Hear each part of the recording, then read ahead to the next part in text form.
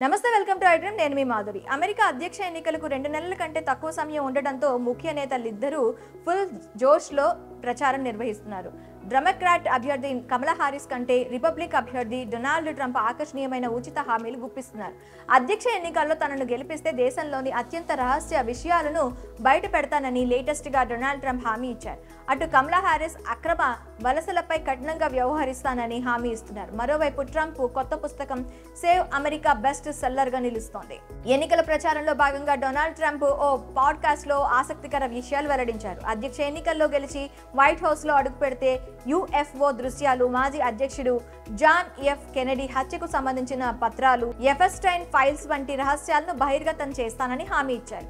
Kennedy విషయంలో తనను డెమోక్రాట్లే ముందుకు నెడుతున్నారని ట్రంప్ పేర్కొన్నారు. ఇప్పటికే చాలా పత్రాలను తాను విడుదల చేసినట్లు చెప్పారు. చాలా మంది తన వద్దకు వచ్చి అలా చేయవద్దని కోరుతున్నారు, కానీ తాను వాటిని ముందే విడుదల చేస్తానని స్పష్టం చేశారు. అంతకుముందు అమెరికన్ మహిళలకు కొత్త వరం ప్రకటించారు ట్రంప్. తాను గెలిస్తే మహిళలకు ఉచిత ఐవీఎఫ్ చికిత్సను అందించాలనుకుంటున్నట్లు తెలిపారు. దీన్ని ఎలా అమలు చేయనున్నారు, నిధులను ఎలా సమకూరుస్తారనే వివరాలను మాత్రం వెల్లడించలేదు. అమెరికాలో ఐవీఎఫ్ ట్రీట్మెంట్ చాలా ఖర్చుతో కూడుకున్న వ్యవహారం. ఒక దఫా ఐవీఎఫ్ చికిత్సకు $10,000 వరకు ఖర్చు అవుతుందని అంచనా. డొనాల్డ్ ట్రంప్ మాదిరిగానే ఆయన కొత్త పుస్తకం సేవ్ అమెరికా దూకుడు ప్రదర్శిస్తూ విడుదలైన గంటలోనే అమెజాన్ లో బెస్ట్ సెల్లర్ గా నిలిచింది. $92 మేరకు భారీ ధర ఉన్నప్పటికీ అమెజాన్ లో president and heads of the state biography జాబితాలో తొలి స్థానంలో నిలిచింది. 2 నెలల క్రితం పెన్సిల్వేనియాలోని బట్లర్ పట్టణంలో ఎన్నికల ప్రచార సభలో ట్రంప్ పై కాల్పులు జరిపినటువంటి ఫోటోను పుస్తకం కవర్ పై వాడారు. అయితే తన గత పదవీ కాలంలోని ముఖ్య ఘట్టాలతో పాటు మరోసారి అధ్యక్షుడిగా ఎన్నికైతే ఎలాంటి పాలన అందించాలని ఆయన యోచిస్తున్నారు ఈ పుస్తకంలో ట్రంప్ వివరించారు. అధికారంలోకి వస్తే అక్రమ వలసలపై కఠినంగా వ్యవహరిస్తానని డెమోక్రటిక్ పార్టీ అభ్యర్థి కమలా హారిస్ హామీ ఇచ్చారు. అమెరికన్ ప్రజలు రిపబ్లికన్ అధ్యక్ష అభ్యర్థి డొనాల్డ్ ట్రంప్ ను ఓడించడానికి సిద్ధంగా ఉన్నారన్నారు.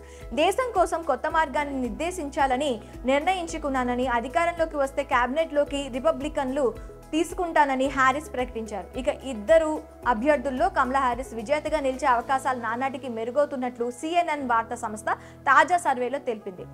ఎన్నికల ఫలితాలను నిర్ణాయక రీతిలో ప్రభావితం చేసే అతి కీలకమైన 6 స్వింగ్ స్టేట్స్ లో ఆమె హవా సాగుతోందని వెల్లడించింది. ఆ రాష్ట్రాల్లో విస్కాన్సిన్, మిషిగన్లు ఉపాధ్యక్షురాలు స్పష్టంగా ముందంజలో ఉన్నారు. ఆరిజోనాలో మాత్రం ఆమె ప్రత్యర్థి రిపబ్లికన్ అభ్యర్థి డొనాల్డ్ ట్రంప్ ది పైచేయిగా కనిపిస్తోంది. జార్జియా, నెవాడా, పెన్సిల్వేనియాలో ఇద్దరి మధ్య హోరాహోరీ నెలకొంది. దాంతో ఈ 3 ఎవరి వైపు మొగ్గితే వారే అధ్యక్ష పీఠం ఎక్కడం దాదాపుగా ఖాయమంటున్నారు. ఎందుకంటే 6 స్వింగ్ స్టేట్స్ మినహా అమెరికాలో మిగతా రాష్ట్రాలన్నీ సాంప్రదాయకంగా రిపబ్లికన్, డెమోక్రటిక్ పార్టీల్లో ఏదో ఒక వైపు ఉంటాయి. జార్జియా, నెవాడా, పెన్సిల్వేనియాలో ఏకంగా 15% ఓటర్లు తామెవరికి ఓటెయ్యాలో ఇంకా నిర్ణయించుకోలేదని చెప్పడం విశేషం. కనుక హారిస్ ట్రంప్ భాగ్యరేఖలను వీరే నిర్దేశించవచ్చని రాజకీయ విశ్లేషకులు చెబుతున్నారు. దాంతో రానున్న రోజుల్లో జార్జియా, నెవాడా, పెన్సిల్వేనియాలో అభ్యర్థులిద్దరి ప్రచార హోరు పెరగడం ఖాయంగా కనిపిస్తోంది.